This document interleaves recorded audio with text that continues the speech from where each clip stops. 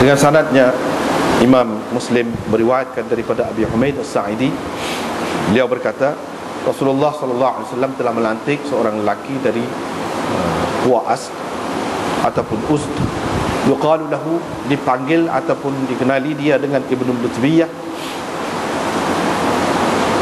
Amar dan Ibnu Abi Umar berkata untuk memungut sedekah ataupun zakat. Bila dia kembali, dia berkata, ini hak kamu dan ini hak saya. Dihadiahkan benda ini kepada saya. Qala faqama Rasulullah sallallahu alaihi wasallam. Perawi berkata, maka Rasulullah sallallahu alaihi wasallam berdiri di atas mimbar, lalu dia memuji-muji Allah dan bersabda, kenapa ada pegawai yang aku utuskan berkata, ini hak kamu dan ini pula dihadiahkan kepadaku, kenapa tidak dia duduk saja di rumah ayah atau di rumah ibunya, kemudian dia menunggu adakah akan diberikan hadiah kepadanya atau tidak? Demi Tuhan yang nyawa Muhammad berada di tangannya, tidak ada sesiapa pun dari kalangan kamu yang mengambil sedikit pun daripada harta ini, melainkan pada hari kiamat nanti dia akan datang dengan memikul di tengkuknya unta yang mempunyai bunyinya, ataupun lembu yang mempunyai bunyinya khwa, yang bertebuh, ataupun kambing biri-biri tayar yang bertebek. Kemudian Nabi sallallahu alaihi wasallam mengangkat kedua tangannya sehingga kami nampak ufratai ibtaihi, yani putih dua ketiaknya. Thumma qala, kemudian Nabi sallallahu alaihi wasallam bersabda, Allahumma hal ballaghtu, ya Allah, adakah aku telah sampaikan? Dua kali. Dengan sanadnya Imam Muslim meriwayatkan daripada Abi Humaid As-Sa'idi, katanya Nabi sallallahu alaihi wasallam telah melantik Ibnu Lutbiyah, yaitu seorang lelaki daripada Azd, untuk memungut sedekah, yakni zakat. Maka dia membawa harta zakat, lalu diberikannya kepada Nabi sallallahu alaihi wasallam, dan dia berkata, ini adalah hak kamu dan ini adalah hadiah yang diberikan kepada saya.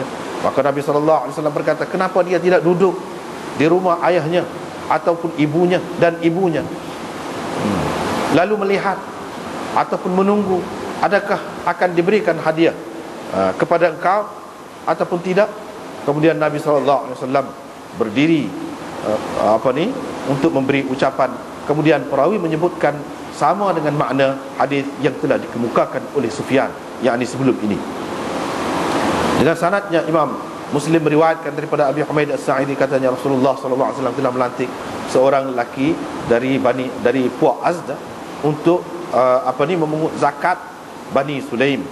Orang itu dipanggil Ibnul Utbiyah. Bila dia datang, Nabi sallallahu alaihi wasallam berkira dengannya. Nabi sallallahu alaihi wasallam berkira dengannya, yakni tanya dia, qala hadza malukum, ini kata ini harta untuk kamu dan ini pula hadiah. Maka Rasulullah sallallahu alaihi wasallam bersabda, kenapa dia tidak duduk di rumah ayahnya dan ibunya sehingga datang kepadanya hadiah? Kalau dia benar, kalau dia memang benar. Kemudian Nabi sallallahu alaihi wasallam berucap dengan memuji-muji Allah, yakni terlebih dahulu. Kemudian baginda menyebutkan, amma ba'du, sesungguhnya aku melantik seseorang daripada kamu untuk memegang sesuatu jawatan yang Allah telah berikan kepadaku, menguasainya, ataupun Allah di bawah kekuasaan yang Allah berikan kepadaku. Lalu dia datang dan berkata, ini harta kamu, ini pula hadiah yang diberikan kepadaku. Kenapa dia tidak duduk di rumah ayah dan ibunya sehingga hadiah itu sampai kepadanya ataupun datang kepadanya jika dia memang benar? Wallahi, demi Allah, tidak ada sesiapa pun di antara kamu yang mengambil sedikit pun daripadanya tanpa dengan cara yang tidak benar, bighairi haqqi, tanpa haknya, melainkan dia akan menemui Allah dalam keadaan dia menanggungnya pada hari kiamat nanti. Fala a'rifanna, maka aku akan benar-benar kenal seseorang daripada kamu yang melakukan begitu, dia bertemu dengan Allah dalam keadaan memikul unta lahu rugha yang mempunyai bunyinya, ataupun baqarah, lembu yang mempunyai bunyinya yang tersendiri, iaitu bertebuh kita kata, ataupun syatan tayar yang bertebik. Kemudian Nabi SAW mengangkat kedua tangannya sehingga kelihatan putih dua ketiaknya. Kemudian baginda berkata, Allahumma hal ballaghtu, adakah aku telah sampaikan basura aini wa sami'a udhuni. Itu kata Abi Humaid As-Sa'idi, mataku melihat dan telingaku mendengar. Yani ketika Nabi SAW kata begitu tu, aku tengok Nabi SAW kata dan telinga aku dengar. Lepas tu dengan beberapa isnad, kemudian itu serupa tu juga, cumanya dia sebut lafaz dia berbeza sikit. Kamu pasti tahu, hendaklah kamu pasti tahu, kamu tahu betul-betul, demi Allah yang wallazi nafsi biyadi, dan demi Tuhan yang nyawaku berada di tangannya, tidak mengambil seseorang daripada kamu apa-apa daripada harta itu. Dan dalam dia menambahkan dalam hadis Sufyan, qala basra aini wa sami'a udhunaya, begitu lafaznya. Lebih kurang tadi juga, maknanya mataku melihat dan dua telingaku mendengar. Dan dia kata, salu Zaid bin Thabit, kamu tanyalah Zaid bin Thabit, kerana dia ada pada ketika itu bersama.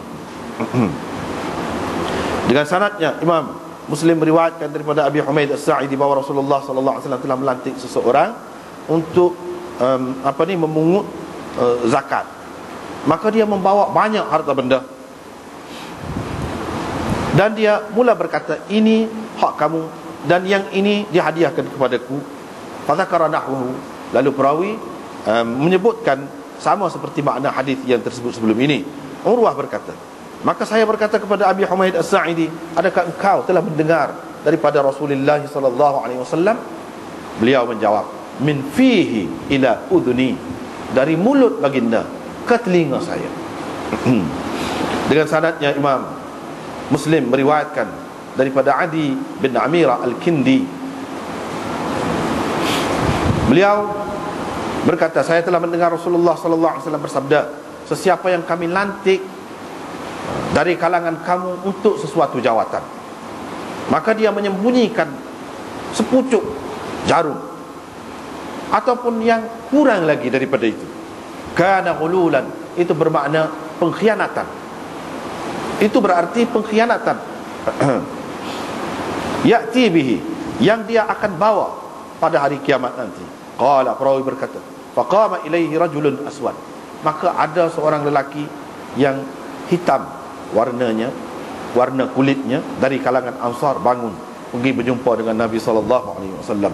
Ka'anni anzuru ilaihi, semacam aku nampak lagi dia tu pergi bangun, pergi jumpa dengan Nabi sallallahu alaihi wasallam. Faqala, dia pun berkata, wahai Rasulullah, iqbal anni amalak, saya letak jawatan, terimalah tugas yang kau berikan kepada saya tu daripada saya ni, saya nak bagi balik, tak saya pegai jawatan. Qala, Nabi sallallahu alaihi wasallam pun kata, wa malak, kenapanya? Qala sami'tuka taqul, sahabat itu berkata, saya telah mendengar Tuhan berkata begini-begini. Qala, Nabi sallallahu alaihi wasallam bersabda, yani saya telah mendengar Tuhan kata gini-gini dulu. Qala, Nabi sallallahu alaihi wasallam pun kata, wa ana aquluhu al-an, sekarang pun saya katakan, sesiapa yang kami lantik di kalangan kamu untuk memegang sesuatu jawatan, maka hendaklah dia membawa sedikit dan banyaknya, sedikitkah atau banyaknya, kena bawa marilah. Fama utiya minhu akhadha, apa-apa yang diberikan kepadanya oleh pihak pemerintah, boleh dah dia mengambil. Dan apa-apa yang tidak diberikan, dia hendaklah intaha, jangan mengambil. Dia hendaklah berhenti, mengawal dirinya daripada mengambil. Lepas tu dengan beberapa sanad selepas itu tu serupa dengan tadi juga, bimithli hadithihim. Lepas tu bab wujubi ta'atil umara, ini bab kewajiban taat kepada pemerintah.